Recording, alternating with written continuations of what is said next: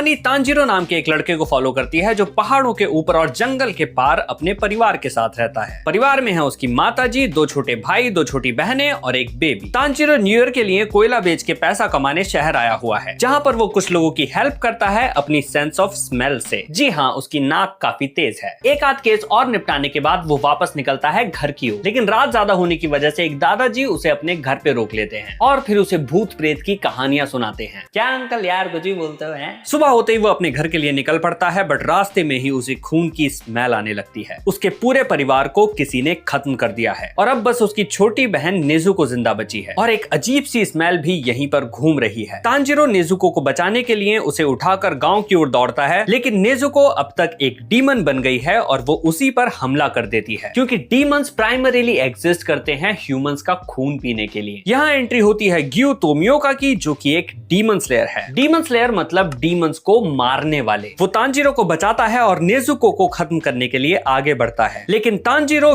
ग्यू को रोकने के लिए अपनी पूरी जान लगा देता है। ग्यू उसे झटक कर अलग फेंक देता है और तभी नेजुको अपने भैया की रक्षा करने के लिए आगे आती है। भाई बहन का ये प्यार डीमंस के लॉस और ग्यू का दिल दोनों पिघला देता है। ग्यू इंप्रेस हो जाता है और तांजीरो को ट्रेन करने बोलता है ताकि वो अपनी बहन को बचा सके, क्योंकि जिसने भी उसे डीमन बनाया है वो वापस जरूर आएगा और हो सकता है वो हैंडसम भी हो एंड तेरी बहन को ले जाए। क्या पक रहे हो मादर? मतलब हो सकता है कि वो तेरी बहन को खा जाए, इसीलिए म्यूगेन ट्रेन करो। वो उन्हें साकोंजी के पास जाने बोलता है, जो कि एक फॉर्मर हाशिरा है। हाशिरास मतलब टॉप के डीमन स्लेयर्स जिनके पास एक्स्ट्रा ऑर्डिनरी पावर्स होती है, एंड ये लोग डीमन स्लेयर कॉर्प्स के पिलर्स हैं। At any given time total 9 Hashiras active रहते हैं। तांजीरो बेचारा गिरते पड़ते डीमन से लड़ते हुए साकोंजी के पास पहुंचता है। यहाँ से तांजीरो की कठिन और कमर तोड़ ट्रेनिंग चालू होती है। वहीं दूसरी तरफ नेजुको गहरी निद्रा में चली जाती है। साकोंजी उसे टोटल कंसंट्रेशन ब्रीदिंग सिखाता है, जो कि उसे हेल्प करेगा आम लोगों के कंपैरिजन में बेहतर स्टेमिना बिल्ड करने में। अब देखो, हर डीमन स्लेयर का अपना खुद का एक ब्रीदिंग स्टाइल होता है, जो कि नेचर के अलग अलग तत्वों से जुड़ा होता है। जैसे साकोंजी फॉर्मर वाटर हाशिरा है, तो वो तांजीरो को भी वही टेक्निक सिखाता है और वो उसे चैलेंज देता है कि एक बड़े से बोल्डर को वो अपनी तलवार से काटे बीच में से। इस चैलेंज को कंप्लीट करने में उसे हेल्प करती हैं 2 बच्चों की स्पिरिट्स। वो उसको गाइड करती हैं और तांजीरो फाइनली इस चैलेंज को पूरा कर लेता है। उसके बाद उसे भेजा जाता है फाइनल सिलेक्शन नाम का एक एग्जाम देने के लिए, जिसके बाद वो ऑफिशियली बन जाएगा एक डीमन स्लेयर। इस एग्जाम के लिए कुछ डीमंस को पकड़कर एक माउंटेन पर रखा गया है और इस माउंटेन पर पार्टिसिपेंट्स को 7 रातें गुजारनी है और जिंदा बचना है। जो एंड तक जिंदा बच गया वो जीत जाएगा, एंड इसका सक्सेस रेशो IIT JEE से भी कई गुना कम है। मगर क्यों? तांजीरो गिनती के 4 लोगों के साथ ये टेस्ट पास कर लेता है आफ्टर स्लेइंग अ डीमन, जो कि उन 2 स्पिरिट्स की मौत के लिए जिम्मेदार था जिन्होंने तांजीरो की हेल्प की। इसके बाद उसे अपनी निचिरिन स्वॉर्ड मिलती है, जो कि हर एक डीमन स्लेयर की आइडेंटिटी होती है, marking Tanjiro as a demon slayer. Sword के साथ उसे मिलता है कासुगाई क्रो, जो कि उसके मिशन अलॉटमेंट और कम्युनिकेशन में काम आता है। और उसका पहला मिशन है एक गांव में जवान लड़कियों को जो डीमन गायब कर रहा है उससे उन्हें बचाना। यहाँ वो काटता है एक स्वॉम्प डीमन को। नेक्स्ट मिशन के लिए उसे टोक्यो भेजा जाता है, जहाँ का केओस तांजीरो के लिए थोड़ा सा नया होता है, बट तभी भीड़ में उसे एक जानी पहचानी सी स्मेल आती है और ये वही खुशबू है जो उसकी मरी हुई फैमिली में से आ रही थी। तांजीरो तुरंत स्मेल को पहचान जाता है और उसका पीछा करता है और उसके सामने खड़ा होता है डांस का बेताज बादशाह माइकल जैक्सन। मतलब किबुत्सुजी मुजान, जो कि स्ट्राइकिंगली माइकल जैक्सन जैसा लगता है, और यही है डीमंस का क्रिएटर। इसी ने तांजीरो की फैमिली को मारा और नेजुको को एक डीमन बनाया। शॉक एंड गुस्से के बाद भी वो यहाँ ज्यादा कुछ कर नहीं पाता है, क्योंकि मुजान अपनी फैमिली के साथ होता है। तांजीरो को डिस्ट्रैक्ट करने के लिए मुजान एक आदमी को डीमन बना देता है, जिससे सिचुएशन बिगड़ जाती है और इस सिचुएशन को संभालते हैं लेडी तमायो और यूशिरो, 2 ऐसे डीमंस जो कि इंसानों के खिलाफ ना होकर उनकी हेल्प कर रहे हैं, गिविंग होप्स टू तांजीरो की नेजुको भी ठीक हो सकती है। लेडी तमायो से मिलने के बाद तांजीरो पर मुजान के 2 चमचे हमला कर देते हैं, जिनको तांजीरो एकदम इजी पीजी तरीके से हरा देता है। नेक्स्ट मिशन पर इन्हें रास्ते में मिलता है थंडर बॉय जेनित्सु, एक लड़की से शादी की भीख मांगते हुए। हाँ, इसका ऐसे ये थोड़ा सा क्रिंज कैरेक्टर है और सांजी के लेवल का सिंप है। जहाँ आगे चल के सारे डीमन स्लेयर्स नेजुको के खिलाफ होंगे क्योंकि वो एक डीमन है, वहाँ जेनित्सु अकेला है जो नेजुको पर भी लाइन मारेगा, बल्कि उसके पीछे ही पड़ जाएगा। फुल इंटरकास्ट या इंटर स्पीशीज। लेकिन जब सीरियस होता है तो मजा भी यही कराता है। दोनों एक सुनसान हवेली पहुंचते हैं जहां एक डीमन डमरू बजा के पूरे घर का नक्शा बदल देता है, मतलब रूम्स को इधर से उधर कर देता है। घर के अंदर ही इन्हें मिलता है इनोसुके, जो डीमन जैसा लग सकता है बट है नहीं, बल्कि वो तो खुद डीमन से लड़ने के लिए उतारू है। वो इंसान ही है बट उसका बचपन टार्जन की तरह जंगलों में बीता है,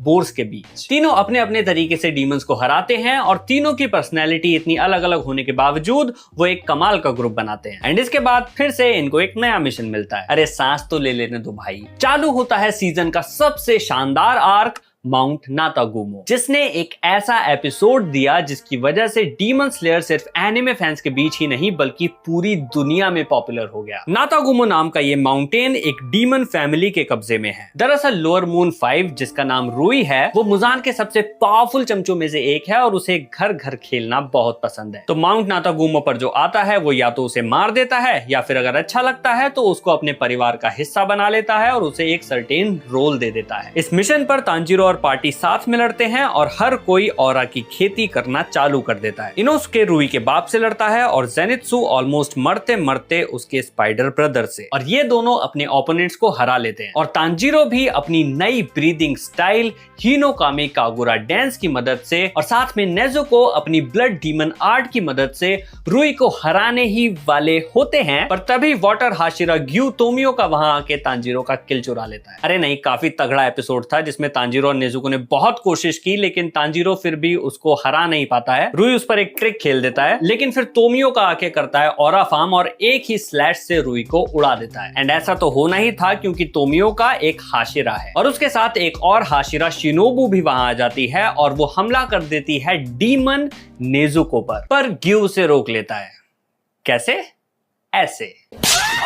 तांजीरो को डीमन स्लेयर हेडक्वार्टर समन किया जाता है और उस पर ट्रायल होता है क्योंकि वो एक डीमन के साथ घूम रहा है। एंड रूल्स के हिसाब से किसी भी डीमन को जिंदा नहीं छोड़ सकते, चाहे वो फैमिली हो या ना हो, और इस बात की गांठ बांध लेना। हाशिराज नेजुको को एलिमिनेट करने के पक्ष में वोट देते हैं लेकिन उनका बॉस उबुयाशिकी उनको रोक देता है, ये कह के कि मुजान के खिलाफ फाइट में नेजुको एक अहम कड़ी हो सकती है। एंड सीजन 1 खत्म। नेजुको के हित में फैसला आने के बाद तांजीरो एंड टीम शिनोबू के मेंशन में रेस्ट लेते हैं और रिहैब ट्रेनिंग करते हैं। तांजीरो शिनोबू से हिनोकामी कागुरा के बारे में पूछता है, वही टेक्निक जो उसने रुई की फाइट में अनलॉक की थी, बट शिनोबू को इसके बारे में कुछ नहीं पता होता और वो सलाह देती है कि तुम इसके बारे में फ्लेम हाशिरा रेंगोकू से बात करो क्योंकि हिनोकामी कागुरा में भी आग इन्वॉल्व थी। वहीं दूसरी तरफ मुजान अपने इन्फिनिटी कासल में अपने पावरफुल डीमंस को समन करता है। इनको वो कहता है 12 किजुकी या फिर 12 मून्स। ये भी 2 पार्ट्स में डिवाइडेड हैं, 6 अपर मून है और 6 लोअर मून है। एंड ऑफ कोर्स लोअर वाले कम पावरफुल हैं अपर वालों से। इनकी आंख पे एक नंबर लिखा होता है जो कि इनकी रैंक है, जितना छोटा नंबर उतनी ज्यादा पावर। लोअर मून्स को वो बुलाता है और एक एक करके खुद ही उनका गेम बजाना चालू कर देता है, लेकिन सबको नहीं, कुछ को, और बाकियों को वो और ज्यादा पावर्स देता है ताकि वो कोहराम मचा सके। और यही है अगली आर्क की foundation, infinity train. Demon Slayer corps को एक नया मिशन मिलता है जिसमें उन्हें एक मिस्टीरियस ट्रेन पे जाना है जहां 40 से भी ज्यादा लोग गायब हो चुके हैं। Master Ubuyashiki Tanjiro Nezuko and team को फ्लेम हाशिरा के साथ मिशन पर भेजते हैं। इस आर्क की इन्होंने पहले एक मूवी बनाई थी डीमन स्लेयर म्यूगन ट्रेन नाम से, जिसने जापान और दुनिया भर में बहुत से रिकॉर्ड्स तोड़े और ये जापान की सबसे ज्यादा पैसे कमाने वाली फिल्म बन गई, जो by the way spirited away थी 20 सालों से। एंड ये इसने किया कोविड के टाइम में। क्रेज नेक्स्ट लेवल था एंड पॉसिबली ये नई वाली मूवी और अच्छा करेगी क्योंकि डीमन स्लेयर अब पहले से भी ज्यादा पॉपुलर है और इंडिया में भी इसे बहुत बड़ी रिलीज मिल रही है। और इसी मूवी को एपिसोड्स में भी स्प्लिट करके इन्होंने रिलीज किया सीजन 2 में। एंड तुम डायरेक्टली वही एपिसोड्स देख सकते हो, अब मूवी देखने की जरूरत नहीं है। और वैसे भी उन एपिसोड्स में थोड़ा एक्स्ट्रा कंटेंट भी है। ये पूरी ट्रेन एक डीमन के कब्जे में है जो है लोअर रैंक 1 और इसका नाम है एनमो। उसकी खास एबिलिटी है लोगों को सपनों की दुनिया में फंसा देना, मतलब जो भी इस ट्रेन में चढ़ेगा उसका टिकट सीधे सपनों की दुनिया का कटेगा और सपनों से स्वर्ग का। एंड हमारे मेन कैरेक्टर्स भी सपनों की दुनिया में खो जाते हैं और मरने से पहले उन्हें खुद को इसमें से जगाना होगा। और सपनों से खुद को उठाने का बेस्ट तरीका क्या है? और यही करता है तांजीरो। बाकी सब भी धीरे धीरे नेजुको की हेल्प से जागने लगते हैं। इनोसुके और तांजीरो इस डीमन की गर्दन ढूंढने लग जाते हैं और तब तक रेंगोकू पैसेंजर्स की सेफ्टी का ध्यान रखता है और एक एपिक फाइट के बाद तांजीरो एनमू को डिकैपिटेट करके इस ट्रेन का भूत उतार देता है। बट कहानी यहाँ खत्म नहीं होती मित्रों, बुरा वक्त तो अभी शुरू हुआ है। वाइल्ड कार्ड एंट्री लेकर अपर रैंक 3 और मार्शल आर्ट्स के ज्ञाता सर अकाजा यहाँ पर पधारते हैं। रेंगोकू से एक धुरंधर फाइट के बाद Akaza gave him an offer he can not refuse, या तो तू डीमन बन या फिर तेरा खेल खत्म है गुरु। लेकिन रेंगोकू रिफ्यूज कर देता है और इस फाइट में रेंगोकू की अग्नि शक्ति ने फैंस का दिल जीत लिया और रेंगोकू के दिल में एक छेद भी छोड़ दिया। एज की तरह रेंगोकू का डोनट बना के ये डीमन भाग जाता है सनराइज होते ही, और शायद हमें डीमन स्लेयर की स्टोरी की सबसे इमोशनल डेथ देखने मिलती है।